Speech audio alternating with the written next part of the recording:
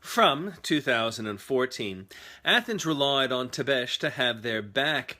They fought together against the ambitious Macedonian King Phillip II and lost on this day in 338 BC.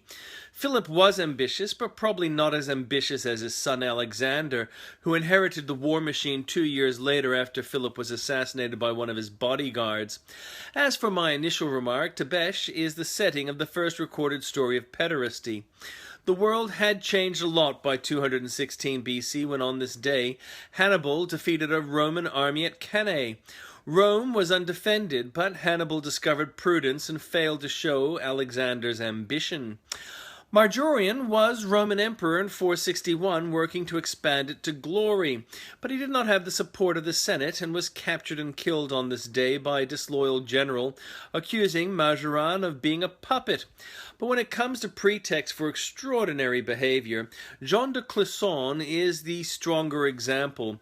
Her husband, Olivier De Clisson, was beheaded by the French king on this day in 1343. He had been accused of treason for suggesting the surrender of Nantes. So, Jean sold the family castle and bought a fleet of ships to become a pirate. Many may have thought that Howard's government had been significant riches to Australia, and a different administration with Rudd as PM might have been affordable. They were wrong. Similarly, those that elected Hitler may have thought Hindenburg would keep him honest, but Hindenburg died in office and Hitler declared himself Fuhrer on this day in 1934. The Northwest Passage promised great riches to any who might discover a sea trading route from England to China by sailing close to the Arctic Circle. Henry Hudson, a sea explorer and navigator, sailed into Hudson Bay on this day in 1610 on board his ship Discovery. It wasn't a Northwest Passage. In 1790, the U.S. had her first census, and finally the revolutionary successes began to count. In 1869, the Meiji reforms in Japan abolished the class system. In 1870, the Tower Subway, the world's first underground subway, opened. In 1873, San Francisco's first cable cars began. The Ottoman Empire slaughtered more of her own people on this day in 1903. Italian battleship Leonardo da Vinci sank on this day. In 1916, in 1923, Calvin Coolidge became president on the death of Warren Harding. In 1932, the positron was discovered.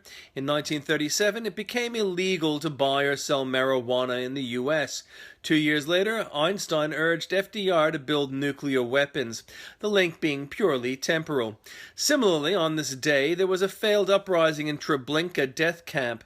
In 1943, JFK survived his PT Boat 109 being rammed by a Japanese destroyer. In 1989, Indian peacekeepers are accused of killing 64 Tamil tigers. And in 1990, Iraq invaded Kuwait. That's it for today. Don't see anyone here at the moment, so if you come by this video at a later time and you like it, like it! Also, feel free to comment and share. Spread the love. Be well.